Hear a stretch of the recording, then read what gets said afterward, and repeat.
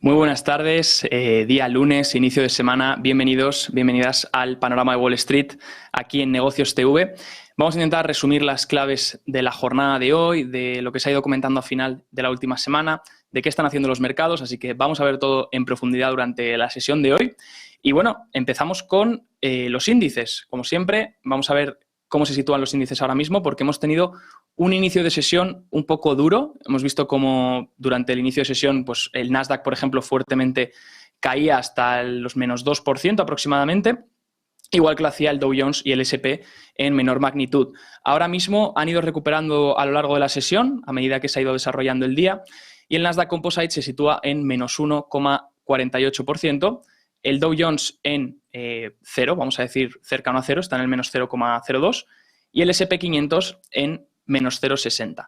Hoy hemos tenido caídas generalizadas en casi todas las regiones mundiales. Hemos visto China también caer fuertemente durante el día de hoy. Luego comentaremos por qué han caído esas empresas chinas. Y en cuanto a empresas que avanzan o retroceden, bueno, pues el BREF está más a favor de lo negativo, ¿no? Hay casi unas 4.700 empresas, casi 4.800 que están cayendo durante la jornada de hoy y unas 2.000 que están avanzando durante el día de hoy. Como vemos, casi todas, la mayoría se sitúan en caídas del menos 2%, las que están en negativo. Por tanto, todavía esto podría cambiar hasta el final de la sesión y acercarse a positivo, o quién sabe, ¿no? Veremos si durante la sesión se mantiene, durante este final de sesión, se mantiene esta tendencia que han ido cogiendo los índices y consiguen recuperar todavía mayor parte de la caída que han tenido durante el día de hoy. Dicho esto, es importante que revisemos de nuevo sectores. Vamos a verlo rápidamente con el mapa, que creo que ilustra muy bien de forma gráfica qué sectores lo están haciendo bien en el día de hoy y qué sectores están haciendo mal. Ahora veremos también los futuros y las divisas, porque hoy hemos tenido la paridad del euro-dólar, esa paridad que ya se esperaba, que vemos el euro que realmente lo está pasando bastante mal. Así que vamos a ver cómo evolucionan las medidas del Banco Central Europeo, pero por ahora no son buenas noticias para los ciudadanos europeos. Dicho esto, si nos fijamos en sectores, bueno, vemos tecnología mixto, en algunas industrias sí que tenemos algo verde, como pueden ser software o comunicaciones. Luego, si nos vamos a financiero, bueno, pues parte en lo que son créditos sí que vemos algo verde, y luego en lo que son bancos pues vemos rojo, tirando a neutro. Entiendo también por esa semana, que esta semana empezamos la temporada de earnings, por lo tanto entiendo que como los bancos siempre empiezan esas temporadas de earnings, entiendo que ahora pues antes de la publicación, preveyendo posibles disgustos, ¿no?, en esos beneficios, pues obviamente va a estar movido durante estas semanas. Comunicaciones, bueno, negativo ahora mismo. Consumo cíclico también en rojo, a pesar de que los intereses a largo están bajando, al igual que lo que estamos viendo en tecnología. Normalmente, cuando los intereses caen, esos intereses de los bonos, sobre todo a largo plazo, caen, estas empresas más cíclicas o más tecnológicas tienden a hacerlo bien, ¿no? Hoy, obviamente, pues no estamos viendo esa correlación. Healthcare, bastante bien, el sector de healthcare en general, y luego pues tenemos consumo defensivo, que no lo está haciendo mal, está aguantando bastante bien, y energía otra vez teñida un poco de rojo, ¿no? Vamos a ver ahora, pero tenemos el petróleo todavía cayendo un poco más y creo que el gas natural subiendo fuertemente. Materiales básicos, bueno, pues tenemos ahí medio verde, medio rojo, ¿no? Vamos a verlo en detalle. Me gusta ver los gráficos. Como ven, energía, pues en qué situación, para ver un poco en qué situación estamos. El mapa nos da un panorama global, pero el gráfico nos permite ver qué ha pasado anteriormente, qué ha pasado estas últimas semanas.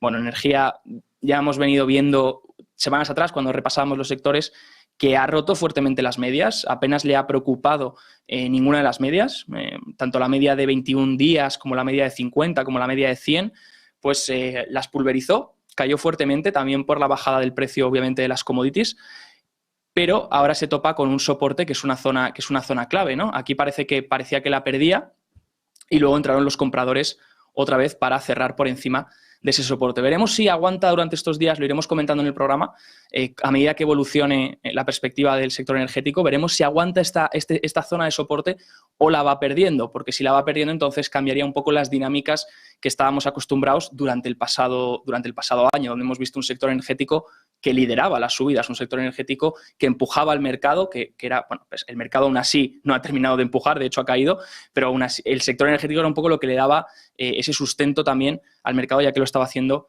bastante bien. Si ahora se alinease y empezase también a caer con el resto de sectores, pues obviamente esto pondría más presión todavía en los índices generales.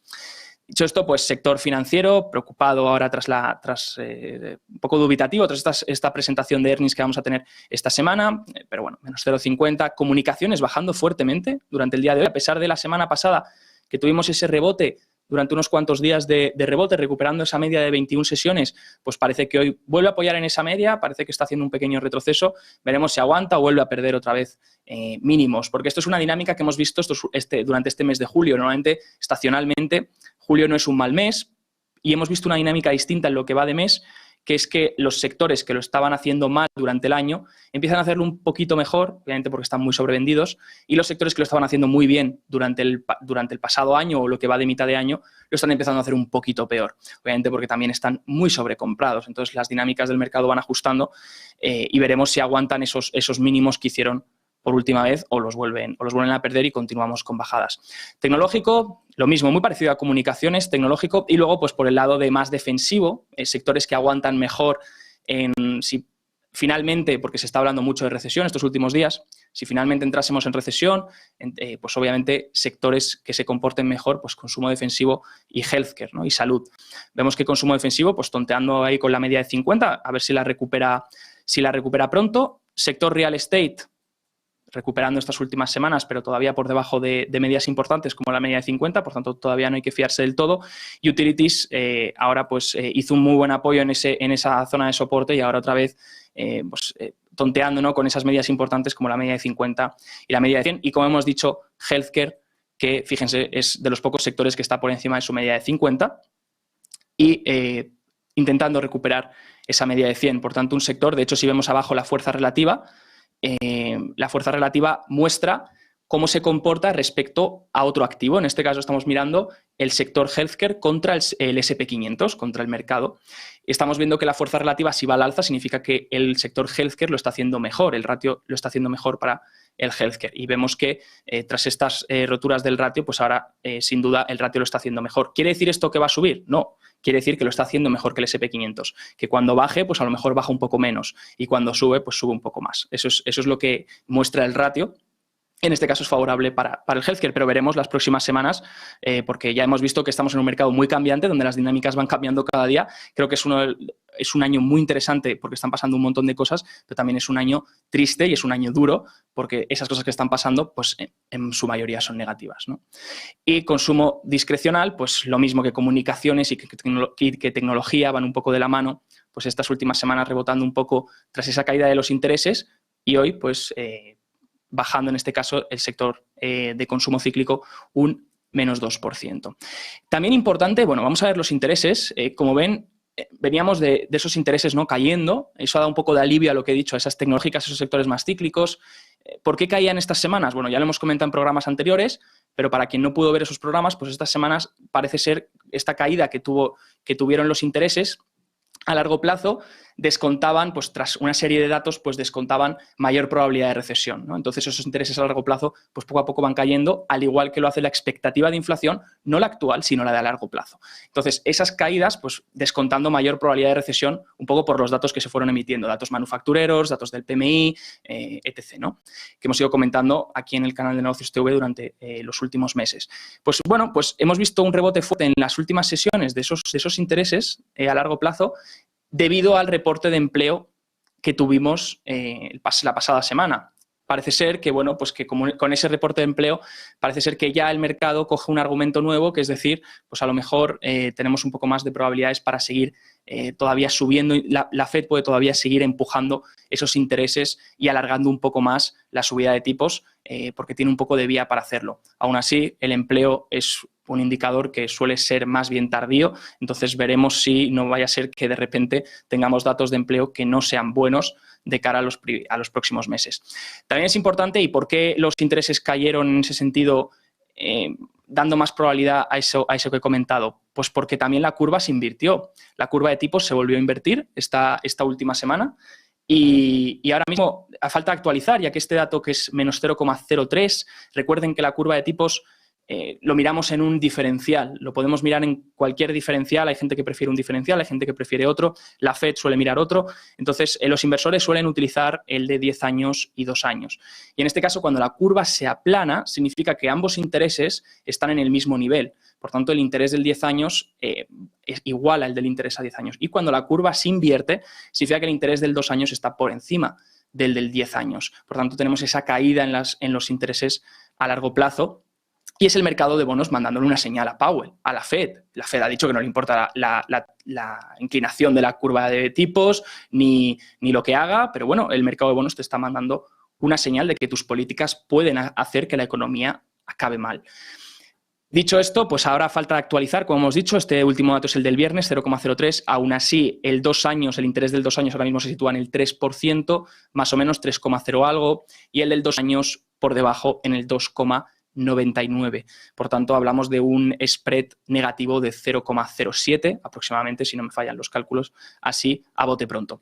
Dicho esto, ya hemos visto un poco por encima los gráficos. Vamos a hablar de los datos importantes de esta semana y vamos a compartir las noticias más importantes que hemos tenido estos días. Espero que les sea de utilidad y les aporte por lo menos información sobre qué está pasando en los mercados. Dicho esto, datos importantes de esta semana y que tenemos que vigilar porque van a probablemente generar un impacto en lo que es el mercado. Bueno, tenemos la presentación de resultados de las financieras. JP Morgan, Morgan Stanley, Citigroup, Wells Fargo, etc. Así que empezaremos esa temporada de earnings. Esta temporada de earnings es muy importante y ahora a continuación en unos minutos vamos a comentar por qué. También tenemos el miércoles un dato muy importante, que es los datos de inflación. IPC o CPI, en inglés, de junio. El anual se espera un 8,8%. El dato del mes anterior fue del 8,6%, por tanto sería superior si está en el estimado. Y se espera también un incremento mensual de un 1,1%, superior al 1% de incremento mensual que tuvimos el mes pasado, que ya fue una barbaridad. Pues si llegásemos a ese 1,1%, pues también sería impactante. En el IPC subyacente, que sería el Core CPI en inglés, donde se excluyen las categorías más volátiles, energía y comida, se espera un 5,8% anual por debajo del 6% del mes anterior. Por lo tanto, se espera que este subyacente vaya bajando. Bueno, veremos si aciertan o no acierta los estimados. Se espera también un incremento del 0,6% mensual, que sería lo mismo que el pasado mes a nivel de cambio mensual. El jueves tenemos también datos de inflación del PPI, del índice de precios, en este caso desde el punto de vista del productor. Se espera un incremento anual del 10,7% y el dato del mes anterior fue del 10,8%. En la subyacente, que sería excluyendo los ítems volátiles, como hemos dicho, las categorías volátiles, pues se espera un 8,3%, que sería lo mismo que el mes pasado.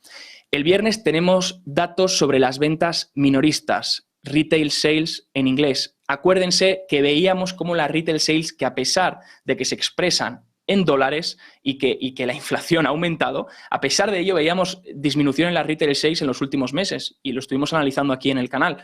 Pues este viernes vamos a tener un nuevo dato de retail sales de junio y se espera un más 0,8% mensual. Por tanto, se espera un incremento en esas ventas retail, en esas ventas minoristas en Estados Unidos. El mes pasado fue de un menos 0,3%. También tendremos la encuesta manufacturera regional de Nueva York, el Empire State Manufacturing Index. Es una encuesta regional sobre cómo se siente la actividad manufacturera. Ya el pasado mes fue mala, recuerdo que la comentamos aquí en el canal también, en el panorama de Wall Street, que fue de menos 1,2 puntos. Y entraba en fase de contracción, ¿no? Estaba en negativo, por tanto, fase de que los manufactureros de esta región dicen que la actividad está desacelerando. Bueno, pues ahora se esperan menos 2 puntos. Veremos si sale un dato positivo, si sale un dato en esos estimados. Iremos comentando aquí en el programa cuando tengamos confirmaciones. También tendremos producción industrial y las publicaciones de la Universidad de Michigan. Estas son importantes. Las publicaciones de la Universidad de Michigan, la Fed mira bastante las expectativas de inflación a 5 años y luego, por otro lado, tenemos la encuesta de sentimiento del consumidor y las expectativas del consumidor. Y el viernes es un día muy importante también para China, ya que publica datos del PIB, de producción industrial, de ventas retail y de desempleo. Por tanto, muchos datos en China el día viernes. Sin duda una semana muy movida y que viene cargada de muchas noticias. Bueno, durante el día de hoy las acciones han caído. Durante la sesión de hoy ya hemos visto que están intentando recuperar en lo que va de sesión. Los intereses de los bonos caen también y el dólar sigue mostrando fuerza, lo que sigue poniendo presión a los metales y a las materias primas. Fíjense, si nos vamos a los futuros y vemos los futuros y nos vamos a divisas, ¿cómo podemos ver esa trayectoria del dólar estadounidense? Cómo va al alza, mientras que el resto de divisas están sufriendo muchísimo, muchas caídas. De hecho, hoy lo que hemos comentado, hemos visto esa paridad en el euro-dólar. No sé ahora mismo cómo estará, pero hemos visto esa paridad ya. También si vemos, si vemos los metales, pues obviamente los metales están presionados, ¿no?, por esta subida del dólar, que lleva una subida muy brusca, y por tanto los metales vemos pues, el oro otra vez débil, también vemos la plata muy débil, el platino, el cobre, ese metal que ya vimos perder una base hace unas semanas, perdía una base muy grande que había formado durante todo 2021, y el cobre es un metal muy ligado a la actividad económica. Por lo tanto, no nos interesa ver caer el cobre si queremos una buena economía, una buena actividad económica. Y el paladio, bueno, pues que sufre, pero que está recuperando en las últimas sesiones. Dicho esto, esta semana se espera el dato de inflación y en caso de ser superior a lo esperado, la reserva probablemente suba 75 puntos en la reunión de julio. Algo que algunos miembros de la FED, como pueden ser Waller o Bullard, ya han confirmado su postura a favor en las últimas intervenciones que vimos la semana pasada. También muy importante creo que es la temporada de earnings. Para mí es algo que está esperando mucho el mercado, de esos resultados empresariales que arrojarán más luz sobre el múltiplo que estamos pagando realmente. Fíjense, vamos a poner esta tabla, este gráfico de Bloomberg muestra esos estimados de beneficios forward que se esperan por el mercado a futuro y en línea, eso es en línea roja, y en línea negra tenemos el S&P 500. Como vemos, el índice ha caído. El índice ha caído, vamos a decir que ha sido por unas cuestiones macro, obviamente por una condición macroeconómica mucho más restrictiva, por una política de subida de tipos, por una inflación muy alta, todo eso obviamente pone presión en los activos de riesgo y en los activos generales, ¿no? Y ahora, pues vemos que aún así, esas expectativas forward de EPS, esos beneficios de empresariales estimados, todavía son altos. Todavía se esperan unos beneficios estimados que a lo mejor no han valorado toda la situación que puede implicar todo lo que ha pasado en el mercado, en la economía, puede implicar para las empresas. Puede implicar que se vayan viendo ajustes en los márgenes, porque hemos visto ya en pasado temporada de earnings que muchas empresas estaban aumentando mucho sus costes, pero no conseguían aumentar su precio de venta al mismo nivel. Por tanto, si aumentas costes pero te mantienes en la misma facturación, tus márgenes se van reduciendo. Entonces vas reduciendo esos márgenes. Luego, además, hemos visto el empleo, el mercado laboral. Ahora mismo hemos visto que la media pagada, la media de ingreso por hora, sigue subiendo. Por tanto, tienes que seguir pagando. Obviamente, todo el mundo sabe que los salarios no han subido al mismo ritmo que la inflación. Y si hay alguien que le ha subido el salario al mismo ritmo que la inflación, pues que dé las gracias y que toque madera porque ha tenido mucha suerte. Pero lo negativo de esto ha sido que muy poca gente ha visto su salario incrementar a la par que ha incrementado la inflación. Y eso ha sido muy duro para las familias y para los ciudadanos, porque te aumentan todos los costes, pero no te aumenta el salario a la misma proporción. Y aún así estamos viendo esos salarios aumentar. No en la misma proporción, pero siguen aumentando. Entonces, las empresas tienen más costes para mantener estos salarios. Por tanto, veremos los márgenes cómo son de cara a esta temporada. Fíjense en esta tabla del 7 de julio de Goldman Sachs, donde Goldman comenta que su modelo implica que el EPS de 2023 caería un 11% a $200 y el consenso actual está en $250. Suponiendo que las estimaciones de consenso de EPS se muevan a la mitad, vamos a poner que ni Goldman esté acertado ni el consenso está acertado, vamos a poner una mitad de $225 para fin de año, a un PER de 14 le llevaría al S&P 500 a 3.150 puntos. Eso es lo que dice Goldman Sachs. Veremos si aciertan en este sentido. En cuanto a crecimiento de beneficios, si excluimos sectores como energía o utilities, el crecimiento es muy pobre en EPS y ventas. Pueden verlo en esta gráfica como, pues bueno, a pesar de energía, que sí que descuentan, estas son las expectativas de Goldman Sachs para el Q2, pues de ventas y de EPS, en porcentaje de crecimiento, y los márgenes, pues descuentan un crecimiento muy alto en beneficios y en ventas en lo que es el sector energético, pero en el resto de sectores vemos que no va muy alineado y sí vemos que la mediana del crecimiento es bastante baja, en torno a ese 2%, ¿no? Para el PIB, Goldman también ha dado su estimado del PIB para este año, para los trimestres que faltan, los 3 trimestres que faltan, y en este sentido sitúa un dato del 0,7% para el Q2 de 2022, muy por debajo del consenso, como ven, en negro, y muy por debajo de lo que hemos tenido, obviamente, durante todo 2021. Fíjense que durante 2021 hemos tenido un PIB pues, mucho más elevado que lo que Goldman espera para este año. El PIB del primer trimestre ya lo tuvimos confirmado, ya se hizo la revisión, pues ahora faltarían estos 3 trimestres donde Goldman tampoco da una previsión muy buena, pero tampoco da un decrecimiento en este sentido. Y si miramos el anual, pues si hacemos el cómputo global de cómo sería el año 2022, lo esperado de Goldman Sachs en este sentido pues sería un 0,4 para 2022 frente al consenso, muy por debajo del consenso, que es del 1,5% de crecimiento. Bueno, por otro lado, nos trasladamos a los miembros de la FED otra vez para ver qué han dicho, ya que hoy tenemos palabras de la presidenta del Banco de la Reserva Federal de Kansas City, Esther George, quien disintió el pasado mes contra el enorme aumento de 75 puntos básicos en las tasas de interés del Banco Central de los Estados Unidos. Advirtió el pasado mes que apresurarse a endurecer la política podría resultar contraproducente. Bueno, pues hoy ha dicho que lo siguiente, ha dicho, cito contextualmente, mover las tasas de interés demasiado rápido aumenta la posibilidad de recesión. Creo que esto es algo que ya todos sabíamos, que obviamente la Reserva Federal a más velocidad o más tasa terminal quiera poner en sus subidas de tipos, pues mayores riesgos de que acabe todo mal, ¿no? Dice, añade, este ya es un ritmo históricamente rápido de aumentos de tasas para que los hogares y las empresas se adapten y cambios más abruptos en las tasas de interés podrían crear tensiones, ya sea en la economía o en los mercados financieros. También añade lo siguiente, en este sentido me parece notable que solo 4 meses después de comenzar a subir las tasas hay una creciente discusión sobre el riesgo de recesión y algunos pronósticos predicen recortes de tasas de interés tan pronto como el próximo año. O sea, estás diciendo que no quieres subir las tasas de interés muy rápido porque tienes riesgos de que el mercado entre en recesión, pero también estás diciendo que te sorprende que el mercado esté descontando una posible recesión en tan solo 4 meses de subidas de tipos. Bueno, pues es un poco contraproducente, ¿no? Recordemos que la mayoría de los funcionarios de la FED han dicho que están abiertos a aumentar las tasas en 75 puntos básicos, nuevamente cuando se reúnan el 26 y el 27 de julio. Y bueno, y tras los datos que se publiquen del CPI y otros datos de expectativas de inflación, pues se verá cuál es la decisión final, ¿no?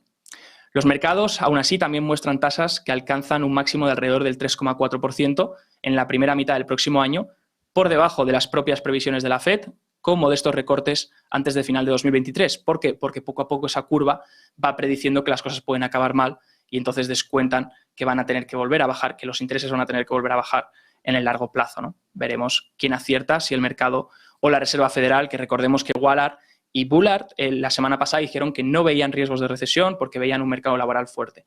Bueno, veremos porque, claro, ahora la FED lo que tiene que recuperar es la credibilidad, porque después de que nos hayan dicho que la inflación era transitoria, nos dicen esto y, claro, es difícil creérselo en estos momentos, ¿no? Vamos a hablar con datos de la vivienda. Creo que es interesante comentar la vivienda, qué está pasando en la vivienda. Hay un gráfico muy interesante que ha compartido Charlie Vilello. Les invito a seguir esta cuenta de Twitter, creo que da unos gráficos muy interesantes para seguir los datos macroeconómicos al día. Y Charlie comparte este gráfico, que es el índice del US Housing Affordability Index, que muestra cómo de asequible es para los compradores permitirse una casa, comprar una casa, ¿no? Para los ciudadanos, en este caso en Estados Unidos. Vemos que está en niveles que no se veían desde julio de 2006, lo que significa que cada vez es más difícil permitirse una vivienda en los Estados Unidos. Si esto baja, significa que las condiciones para poder comprar son más difíciles. Tanto, menos personas se lo pueden permitir. ¿Por qué? Combinación de varios factores. El primero, la financiación. Los intereses de las hipotecas se han disparado. Hemos visto esos mortgage rates, esos intereses hipotecarios, dispararse en los últimos meses. Sí, vale, estoy de acuerdo que estos últimos días han reducido, han caído por esas perspectivas a largo plazo. Pero aún así, aunque hayan caído los intereses, igual que lo han hecho los intereses de los bonos a largo durante estas últimas semanas, aún así la subida que han tenido en los últimos meses es muy drástica. Por tanto, la diferencia entre el interés que se pagaba por una hipoteca a finales de 2021 y el interés que se paga ahora es muy, muy alto. Y eso ha incrementado mucho el coste. Ha incrementado el coste y también hace que mucha gente se plantee conseguir una hipoteca o si se lo van a financiar. Pero es que luego añádele otra cosa, y es el aumento del precio de las casas. En el gráfico azul se puede ver el Case-Shiller National Home Price Index, que nos muestra más o menos el índice de precios, ¿no? de este sentido. Vemos un incremento en los últimos años. Por tanto, también fíjense que la última vez, es interesante, lo comparte aquí Charlie Vilello, marcando que la última vez que el Affordability Index, que las condiciones para adquirir una casa eran tan difíciles, luego el precio de las casas, subsecuentemente, entre julio de 2006 y diciembre del 11, retrocedieron un 25%.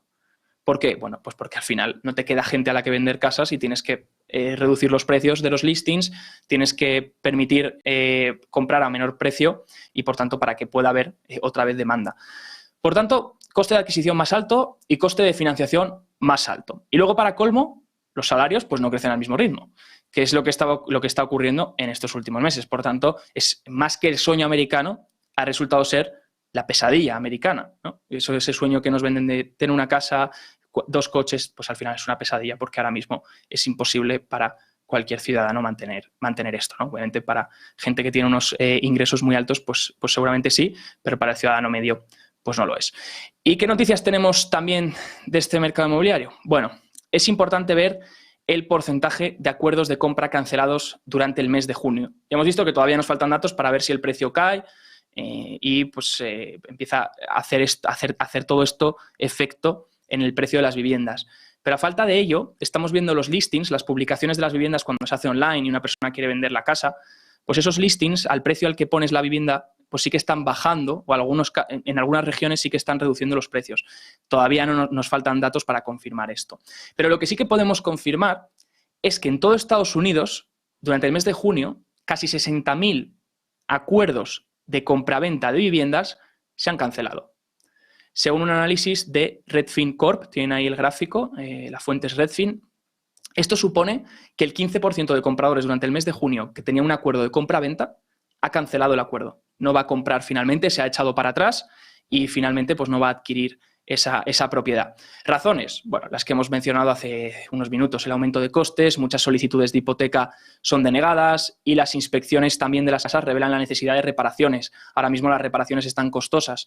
Obviamente la hora del trabajador es más cara, pero también tenemos materiales que han subido mucho de precio, por tanto las reparaciones son costosas y todo esto puede hacer que los posibles compradores se echen para atrás y es lo que estamos viendo. Si se fijan en el gráfico, es el porcentaje de personas que ha cancelado esa compraventa, que se ha echado para atrás en el último momento y vemos que estamos en niveles que no veíamos desde la pandemia, desde, en este caso, abril de 2020. Es la mayor proporción de cancelaciones desde abril de 2020, cuando los primeros cierres de COVID congelaron la vivienda. Así que vamos a ver esto si acaba generando un dato sobre el precio de la vivienda y empieza a reflejar una bajada en este sentido, todavía a falta de confirmación.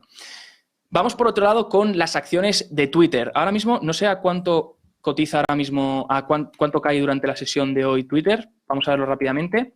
Cae un 9,56%. Vamos a comentar en detalle qué es lo que ha pasado, porque creo que es la noticia del fin de semana, creo que es la noticia del lunes, aparte de la paridad del eurodólar. Pero las acciones de Twitter caen. ¿Por qué? Después de que Elon Musk retire su acuerdo de 44.000 millones de dólares para comprar la compañía y se prepara el escenario para una batalla legal. Va a haber, aquí ha acabado la cosa un poco mal y, por tanto, Twitter va a emprender acciones legales. Las acciones de Twitter se han estado cotizando muy por debajo de la oferta, como pueden ver, de 54,20 dólares por acción que Musk hizo en abril. El multimillonario alega que Twitter ha transgiversado los datos de los usuarios y que Twitter cuenta con una cantidad de bots en la plataforma mucho más alta de lo que la compañía ha revelado. Tanto Twitter dice que su porcentaje de bots, de cuentas bots, es un porcentaje y Musk dice que no, que es mucho mayor y por eso no quiere comprar, porque cree que han transgiversado los datos. A pesar de ello, Twitter ha negado estas afirmaciones de Musk, diciendo que los bots representan menos del 5% del total de usuarios. Y los ejecutivos repitieron el jueves que sus estimaciones son precisas. Dice el fundador de Vital Knowledge, Adam Crisafulli, no es una gran sorpresa para nadie que Musk esté tratando de abandonar el trato. Sin embargo, el problema es que toda esta historia podría afectar el desempeño de Twitter, no solo en el segundo trimestre, sino también en el tercero. Realmente esto va a poner trabas en el precio de la acción de Twitter de cara a lo que hacen los inversores. La incertidumbre hace que estos inversores pues, se preparen para más. El presidente de Twitter, Bret Taylor, dijo que la compañía emprenderá acciones legales para cerrar la transición en el precio y los términos acordados por el señor Musk. Pretenden presentar una demanda a principios de esta semana. Van a exigir a Musk que acepte el trato a pesar de que él dice que está rescindido y tienen posibilidades de ganarlo, dice el estratega de mercado Cabot Henderson, quien se enfoca en arbitraje de fusiones y adquisiciones y situaciones especiales en Jones Trading. También ha comentado el expresidente Donald Trump sobre esta noticia. Ha reaccionado también diciendo que creía que la medida era inevitable. Trump, propietario de la plataforma de Truth Social, le dijo a Breitbart News que sabía que Twitter tenía muchas cuentas falsas porque él mismo lo veía a diario cuando era usuario de la plataforma. También comenta: pensé que el precio era exorbitante, refiriéndose al precio de la oferta de Musk cuando se comprometió con la junta de Twitter. Fíjense los memes que ha publicado Musk en su cuenta de Twitter durante estos días. Dijeron que no podía comprar Twitter, luego dijeron que no iban a darme información sobre los bots, ahora quieren forzarme a comprar Twitter y ahora van a tener que dar información sobre cuál es el porcentaje de bots dentro de la plataforma. Y luego ha publicado otra foto con Chuck Norris jugando al ajedrez, haciendo referencia a Checkmate, ponía en el mensaje como haciendo referencia a venir a por mí, ¿no? Una especie de meme a esta situación de que Twitter va a llevar todo esto a juicio. Dicho esto, y a falta de cerrar, vamos a revisar por último, falta unas horas para el cierre.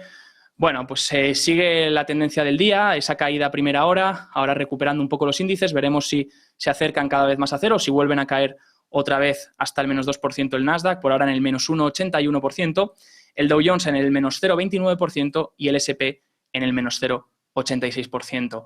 Espero que tengan una muy buena noche, un muy buen cierre de mercado. Les dejamos con ese programa tan especial de cierre de mercados con José Antonio y con Gabriel para que lo puedan disfrutar. Me despido y nos vemos mañana. Muchas gracias.